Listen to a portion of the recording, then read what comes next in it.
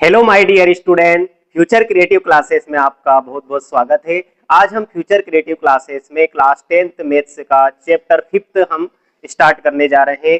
Class 10th के 5th chapter का नाम क्या है? समांतर श्रेणियां। क्या बोलेंगे इनको? समांतर श्रेणियां। इंग्लिश में क्या बोलेंगे? Arithmetic progression. Arithmetic progression. तो देखिए, अरिथमेटिक प्रोग्रेशन क्या होती है, समांतर श्रेणियां क्या होती है। दैनिक जीवन में, हमारे दैनिक जीवन में इनके बहुत सारे उदाहरण देखने को मिलते हैं। जैसे कि क्या है, आपने देखा होगा मधुमक्खी का जो छत्ता होता है, मधुमक्खी के छत्ते में छोटे छोटे से बिल्कुल बारीक बारीक जो होते हैं, है ना, छेद बिल्कुल बराबर दूरी पर बने होते हैं। आपने इसके बाद में और भी कुछ उदाहरण देखे होंगे अपने दैनिक जीवन में। जैसे कि सीढ़ियां होती है, इसमें भी जो वो लगे होते हैं, इसमें डंडे जो बने होते हैं बीच बीच में बिल्कुल बराबर दूरी पर लगे होते हैं, है ना। सीढ़ियों में भी ये बराबर दूरी पर और बराबर अंतर पर लगे होते हैं, है ना। और भी हमारे दैनिक जीवन में बहुत सारे उदाहरण है समांतर श्रेणी के, है ना। जैसे कि आपने, और क्या हो सकता है, जैसे किसी कर्मचारी की सैलरी, है ना, प्रति वर्ष क्या 8,000 है, और प्रति वर्ष उसकी सैलरी में जो है 500 रुपए की वृद्धि की जाती है, कर दी जाती है। जैसे कि पहले वर्ष क्या है, 8,000 रुपए है, तो दूसरे वर्ष क्या हो जाएगा, 8,500 हो जाएगा, और तीसरे वर्ष क्या हो जाएगा, 9,000। यानी कि उसमें जो है बराबर अंतर है, प्रत्येक वर्ष के बीच में बराबर का अंतर आ रहा है, यानी 500 रुपए इसमें क्या है, जुड़ते जा रहे हैं उसकी सैलरी में, है ना। तो यानी कि समान अंतर है, प्रत्येक पद में क्या है, समान अंतर, इसलिए इसको क्या बोलेंगे, समांतर श्रेणी। और भी हमारे दैनिक जीवन में बहुत सारे उदाहरण है। जैसे कि आपने भुट्टा देखा होगा, है ना, भुट्टा आपने देखा होगा। भुट्टे में भी क्या होते हैं, बराबर दूरी पर, है ना, मक्का, है ना, मक्का मतलब लगी होती है बराबर दूरी पर, है ना। इसमें बराबर दूरी पर लाइन, ऐसे मतलब जो है दाने लगे होते हैं, बराबर छोटे, बिल्कुल बढ़ते क्रम में घटते क्रम में, ऐसे मतलब छोटे छोटे छोटे ऐसे दाने मतलब लगे रहते हैं, है ना। तो ये मतलब क्या है, ये सभी उदाहरण जो है समांतर श्रेणी के हैं, है ना। आपने भुट्टा देखा होगा, और भी कुछ हमारे दैनिक जीवन में बहुत सारे मतलब उदाहरण हो सकते हैं, है ना। ये ठीक है, ये तो आपने मक्का देखी होगा, तो मक्का का यानी भुट्टे का उदाहरण हो गया। तो ये सभी जो उदाहरण है हमारे दैनिक जीवन में किसके उदाहरण होगा, है समांतर श्रेणी के। अब देखिए, तो समांतर श्रेणी हमने देख ली क्या है। जैसे प्राकृत संख्याएं जो होती है, जैसे 1, 2, 3, 4, 5, डेश डेश डेश। अब इनमें भी देखो बराबर का अंतर है, प्रत्येक पद में एक एक का अंतर आ रहा है, देखो एक एक का अंतर, है ना। इसका मतलब ये क्या है, समांतर श्रेणी है ना। तो अब इससे क्या हो गया, आपको स्पष्ट हो गया कि समांतर श्रेणी क्या होती है। अब समांतर श्रेणी की हम मेन परिभाषा जो होती है वो समझते हैं। समांतर श्रेणी की परिभाषा देखते हैं हम क्या होती है ना। तो देखिए, तो यहां पे लिखेंगे समांतर श्रेणी। समांतर श्रेणी, समांतर श्रेणी, इंग्लिश में क्या बोलेंगे इसे, अरिथमेटिक प्रोग्रेशन। यानी हम यहाँ पे इसका शॉर्ट फॉर्म यूज कर लेते हैं एपी। क्या बोलेंगे इसको, एपी, अरिथमेटिक प्रोग्रेशन। तो अरिथमेटिक प्रोग्रेशन क्या होती है, अरिथमेटिक प्रोग्रेशन की हम डेफिनेशन पढ़ेंगे। क्या होती है अरिथमेटिक प्रोग्रेशन? समांतर श्रेणी, है ना, समांतर, इसकी परिभाषा लिखते हैं, समांतर, समांतर श्रेणी, समांतर श्रेणी,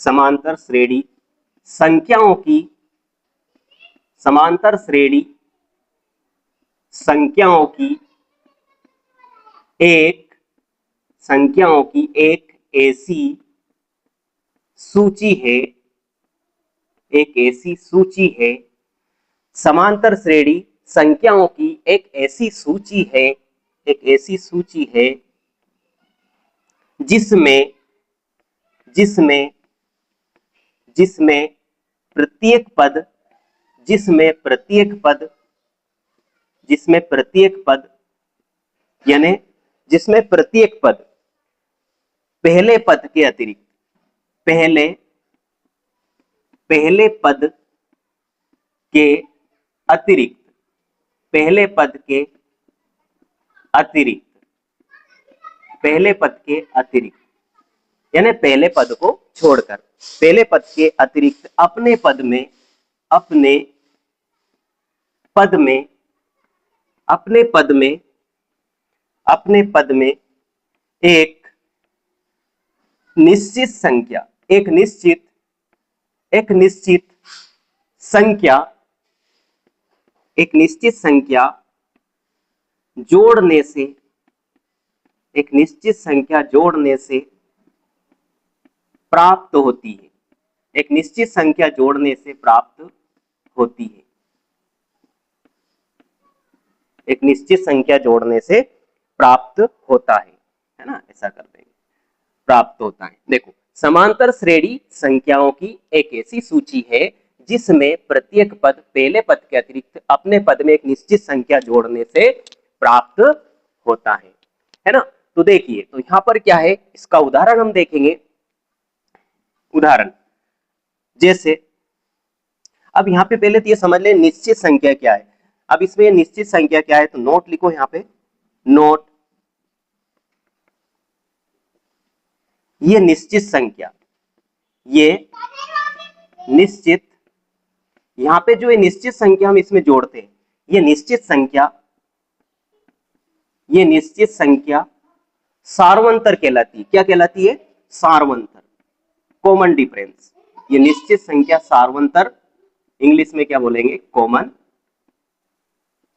difference, common difference, common difference कहलाती है। ये निश्चित संख्या सार्वंतर कहलाती है। अब दूसरा पॉइंट इसमें आपको याद रखना है, सार्वंतर धनात्मक, ऋणात्मक या शून्य हो सकता है। सार्वंतर, अब ये जो सार्वंतर है, सार्वंतर धनात्मक, ऋणात्मक, सार्वंतर धनात्मक, ऋणात्मक व शून्य हो सकता है, वह शून्य हो सकता है, शून्य हो सकता है। सार्वंतर धनात्मक, ऋणात्मक और शून्य हो सकता है ना। तो ये आपको याद रखना है, जो सार्वंतर होता है इसमें ये धनात्मक, ऋणात्मक व शून्य हो सकता है ना। अब इसका उदाहरण हम समझेंगे। जैसे गिनती के, जैसे प्राकृत संख्या ही ले लो। प्राकृत संख्या क्या होती है? एक से तो अनंत तक होती है ना। जैसे गिनती मान लीजिए, जैसे 1, 2, 3, 4, 5, 6 और आगे हम डेश डेश करके लिख सकते हैं, है ना। इसका मतलब देखिए, प्रत्येक पद में बराबर का अंतर है। देखो, 1 में 1 जोड़ा तो 2, 2 में 1 जोड़ा तो 3, 3 में 1 जोड़ा तो 4, 4 में 1 जोड़ा तो 5। यानी कि प्रत्येक पद में, समांतर श्रेणी संख्याओं की एक ऐसी सूची है जिसमें प्रत्येक पद यानी पहले पद के अतिरिक्त अपने पद में एक निश्चित संख्या जोड़ने से प्राप्त होता है। देखो, प्रत्येक यानी पहले पद को छोड़कर, है ना, पहले पद को छोड़ दिया, दूसरे पद में, अब पहला पद में क्या जोड़ा? 1 जोड़ा तो 2 प्राप्त हुआ, फिर 2 में 1 जोड़ा तो 3 प्राप्त हुआ, है ना। इसका मतलब क्या है? ये समांतर श्रेणी है ना। तो ये समांतर श्रेणी का उदाहरण हो गया। और भी बहुत सारे उदाहरण हम ले सकते हैं, ठीक है। अब समांतर श्रेणी क्या होती है? 2 प्रकार की होती है ना। कितने प्रकार की होती है समांतर श्रेणी? 2 प्रकार की। एक तो परिमित एपी यानी फाइनाइट एपी, और दूसरी क्या होती है? अपरिमित एपी यानी इनफाइनाइट एपी, है ना। तो यहाँ पे अब तो ये परिभाषा आपको अच्छे समझ में आ गई होगा। क्या होती है? समांतर श्रेणी संख्याओं की एक ऐसी सूची है जिसमें प्रत्येक पद यानी अपने पहले पद के अतिरिक्त पद में, अपने पद में एक निश्चित संख्या जोड़ने से प्राप्त होता है, ठीक है। तो ये परिभाषा अच्छे से याद रखना है। अब इसके प्रकार समझ लेते हैं, है ना। देखिए, प्रकार समझते हैं, पहले व्यापक रूप समझ लेते हैं, इसका प्रकार देखेंगे बाद में, है ना। हमें समझना तो सभी है। तो देखिए, समांतर श्रेणी का व्यापक रूप, दूसरा क्या होता है? समांतर श्रेणी, समांतर श्रेणी का व्यापक रूप, समांतर श्रेणी का व्यापक रूप, standard form of arithmetic progression या general form of arithmetic progression. तो क्या होता है इसका समांतर श्रेणी का व्यापक रूप?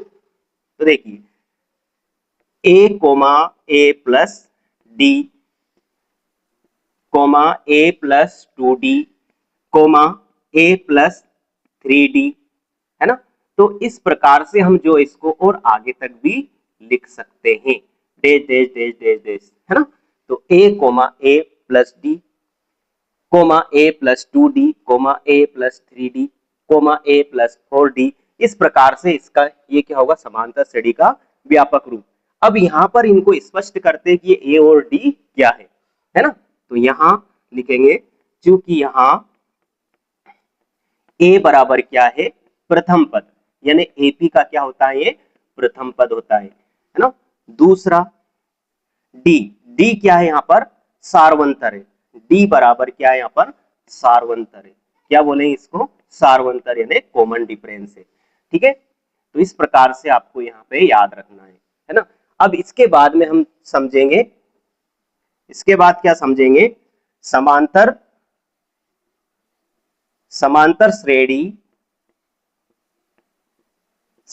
श्रेणी दो प्रकार की होती है। कितने प्रकार की होती है समांतर श्रेणी? दो प्रकार की। समांतर श्रेणी दो प्रकार की होती है, समांतर श्रेणी दो प्रकार की होती है। कितने प्रकार की होती है? दो प्रकार की होती है ना। तो याद रखना है दो प्रकार की होती है। नंबर एक परिमित एपी, है ना, परिमित समांतर श्रेणी या परिमित एपी बोल दो, परिमित एपी, है ना। तो परिमित एपी क्या होती है? परिमित एपी जिसमें पदों की संख्या निश्चित हो, जिसमें पदों की संख्या निश्चित हो, जिसमें पदों की संख्या निश्चित हो, जिसमें पदों की संख्या क्या हो निश्चित हो, है ना। ये तो वो क्या कहलाती है फाइनाइट एपी या परिमित एपी कहलाती है ना। जैसे इसका उदाहरण हम समझेंगे, जैसे 2 का टेबल ही ले लेते हैं, है ना। 2 का पहाड़ा, 2 को 2, 2 दून 4, 2 तिया 6, 2 चुक 8, है ना। तो और आगे भी हम लिख सकते हैं। तो देखो यहाँ स्पष्ट हो रहा है कितने पद है इसमें, 1 2 3 4, 4 पद है यहाँ पे, है ना। कितने पद है? 4 पद, है ना। तो 4 पद है, इसका मतलब ये क्या है एक परिमित एपी है ना। 1 2 3 4, तो ये मतलब एक परिमित एपी है ना। मतलब पदों की संख्या निश्चित है, इसमें 4 पद है ना। तो यहां लिख देंगे दूसरा अपरिमित एपी, अपरिमित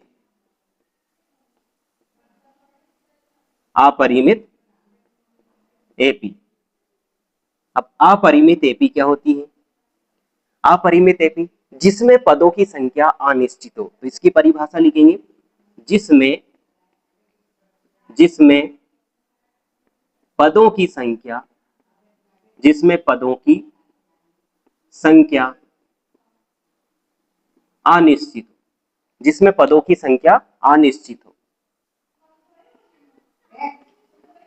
जिसमें पदों की संख्या अनिश्चित हो, जिसमें पदों की संख्या अनिश्चित हो, है ना। ऐसी एपी जिसमें पदों की संख्या क्या हो अनिश्चित हो, मतलब इनफाइनाइट हो, है ना। जैसे इसका उदाहरण हम समझेंगे, जैसे उदाहरण क्या हो जाएगा इसका, यही ले लेते हैं, इसको आगे बढ़ा देते हैं, 2 4 6 8, है ना, 10 डेश डेश डेश डेश, है ना।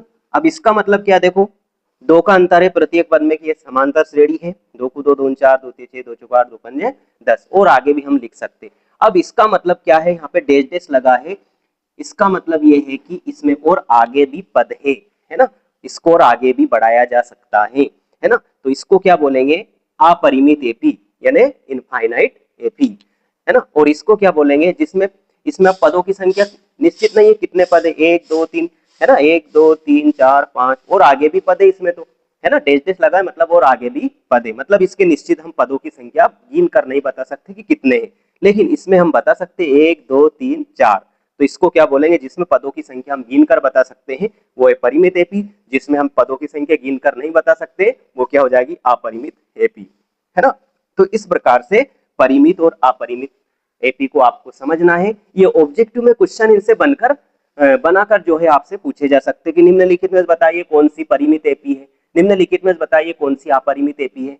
तो इस प्रकार से क्वेश्चन बनाकर आपसे पूछे जा सकते हैं। तो अच्छे से इनका अध्ययन करना है और प्रैक्टिस करना है, ठीक है। और आगे भी इसके हम फॉर्मूले देखते हैं। चलिए, तो क्या हो जाएगा, आगे हम फॉर्मूले देखते हैं। अब इसमें कुछ इंपॉर्टेंट फॉर्मूले हैं, देखिए पहले इसको हम अच्छे से इरेज कर लेते हैं, है ना। चलिए, अब देखिए, तो यहां पर हमें वेरी आईएमपी फॉर्मूला है, क्या हो जाएगा फॉर्मूला, एपी का एनवा पद, एपी का एनवा पद, क्या बोलेंगे, एपी का एनवा पद, है ना। तो एपी का एनवा पद, एपी का एनवा पद ए एन, इसको ए एन से हम प्रदर्शित करते हैं। तो एपी का एनवा पद बराबर क्या होगा, ए एन बराबर ए प्लस ब्रैकेट में एन माइनस 1 इंटू डी। अब ये फॉर्मूला क्या है, बहुत ही वेरी वेरी आईएमपी है। अगर ये फॉर्मूले में आपने कहीं पे भी गड़बड़ कर दी तो ये चैप्टर जितने नंबर का है वो सारे नंबर आपके जीरो हो जाएंगे। क्यों, क्योंकि प्रत्येक क्वेश्चन जो है इसी फॉर्मूले से रिलेटेड आता है ना। इसलिए आपको इसको बिल्कुल अच्छे से कंठस्थ करके याद रखना है, इसमें बिल्कुल भी गलती नहीं करना है, ठीक है। चलो देखिए, तो ये क्या हो जाएगा, यहाँ पर एपी का एनवा पद ए बराबर ए एन बराबर ए प्लस ब्रैकेट में एन माइनस 1 इंटू डी। अब यहां पर देखो, यहां इसका मीन्स हम समझा देते हैं। यहां ए एन तो हमने समझा दिया कि ए एन क्या है, यहाँ पर एनवा पद है। ए बराबर क्या है, यहाँ पर प्रथम पद है, एपी का प्रथम पद है। ए बराबर क्या है, प्रथम पद। एन क्या है, यहाँ पर एन बराबर है पदों की संख्या है। एन बराबर क्या है, पदों की संख्या, कितने पद है उसमें, पदों की संख्या है मतलब ये, ठीक है। उसके बाद यहाँ पर डी क्या है, डी यहाँ पर सारवंतर है ना, एपी का सारवंतर है इसमें डी। और ए एन क्या है, यहाँ पर ए एन यहाँ पर क्या है, एनवा पद है। एपी का क्या है, एपी का एनवा पद है, एपी का एनवा पद है, क्या है ये, एपी का एनवा पद है, ठीक है। तो ये मीन्स आपको याद होना चाहिए, ठीक है। अब देखिए इसके बाद में क्या है, अगला फॉर्मूला हम देखेंगे। अब इसको कभी कभी क्या अंतिम पद भी बोल देते हैं, है ना। तो यहाँ पे ये भी लिख लो, आप कंफ्यूज होंगे नहीं तो, है ना। तो एपी का अंतिम पद, एपी का अंतिम पद, तो एपी का अंतिम पद को किससे लिखेंगे, हम एल से लिखते हैं, है ना, लास्ट टर्म। तो एल बराबर क्या हो जाएगा, ए प्लस ब्रैकेट में एन माइनस 1 इंटू डी, है ना। तो अंतिम पद और एनवा पद दोनों का फॉर्मूला एक ही है, कंफ्यूज नहीं होना है ना। अंतिम पद बोले या एनवा पद बोले तो एक ही फॉर्मूला आपको लगाना है। अब देखिए अगला फॉर्मूला आपको याद रखना है, एपी के प्रथम एन पदों का योग, एपी के प्रथम एन पदों का योग, एपी के प्रथम एन पदों का योग, एपी के प्रथम एन पदों का योग। तो इसको हम लिखेंगे, इसका सिंबल क्या हो जाएगा, एस एन, है ना। एपी के प्रथम एन पदों का योग, एस एन से हम इसको रिप्रेजेंट करेंगे। तो देखिए क्या हो जाएगा इसका फॉर्मूला, एन बटे 2 ब्रैकेट में 2a प्लस ब्रैकेट में एन माइनस 1 इंटू डी, है ना। तो ये हो जाएगा एपी के प्रथम एन पदों का योग आपको ज्ञात करना है। तो क्या हो जाएगा, एन बटे 2 ब्रैकेट में 2a plus N minus 1 into D. और इसी फॉर्मूले को हम ऐसे भी लिख सकते हैं या करके, है ना, एस एन बराबर, अगर आपके पास में पदों की संख्या हो और प्रथम पद और एनवा पद हो, है ना, प्रथम पद और एनवा पद हो, तब हम एपी के एन पदों का योग इस फॉर्मूले से निकाल सकते हैं। या फिर आपके पास में इसी फॉर्मूले का एक और रूप है ना, आपके पास में पदों की संख्या हो और प्रथम पद और अंतिम पद दे रखा है तब, है ना। ये तो एपी के प्रथम एन पदों से रिलेटेड जो फॉर्मूला है योग का, वो 3 प्रकार के फॉर्मूले आपको याद रखना है, तो कंफ्यूज आपको नहीं होना है ना। तो अब इसमें एक और फॉर्मूला बच रहा है, उसको और हम लिख लेते हैं, ठीक है। तो अच्छे से याद करना है फॉर्मूले आपको, है ना, जो लिखा रहे है ना। चलिए अगला फॉर्मूला हो जाएगा प्रथम एन धन पूर्णांकों का योग। 7वां फॉर्मूला क्या हो जाएगा, प्रथम एन धन पूर्णांकों का योग। प्रथम एन धन पूर्णांकों का योग, प्रथम एन धन पूर्णांकों का योग, या फिर प्रथम एन प्राकृत संख्याओं का योग। प्राकृत संख्या क्या होती है, धनात्मक संख्याएं जो होती है प्राकृत संख्या है। तो प्रथम एन धन पूर्णांकों का योग, इसको हम लिखेंगे एस एन से, लिखो इसको भी, क्या हो जाएगा, है ना। तो क्या हो जाएगा, ये एन ब्रैकेट में एन प्लस 1 बटे में 2, एन ब्रैकेट में एन प्लस 1 बटे में 2, है ना। तो ये फॉर्मूला है प्रथम एन धन पूर्णांकों का योग, आपको अच्छे से इसको याद रखना है, ठीक है। तो इसमें इस चैप्टर में जितने फॉर्मूले थे वो सभी हमने आपको समझा दिए हैं। अब इसके क्या है, हम प्रश्नावली के क्वेश्चन हम सोल्व करेंगे, है ना। तो ये फॉर्मूले आपको अच्छे से याद रखना है, इनमें किसी भी प्रकार की जो है मिस्टेक नहीं होना चाहिए। अगर इनमें कहीं भी आपने गड़बड़ करी, ये आपको याद नहीं है, तो हमारा आंसर में प्रॉब्लम आएगी, हमें सोल्व करने में, क्वेश्चन सोल्व करने में प्रॉब्लम आएगी, है ना। तो ओके माय डियर स्टूडेंट, अच्छे से आपको तैयारी करना है, फॉर्मूले सभी चैप्टर के फॉर्मूले आपको अच्छे से लर्न होना चाहिए, आपको अच्छे से याद होना चाहिए, ठीक है। ओके।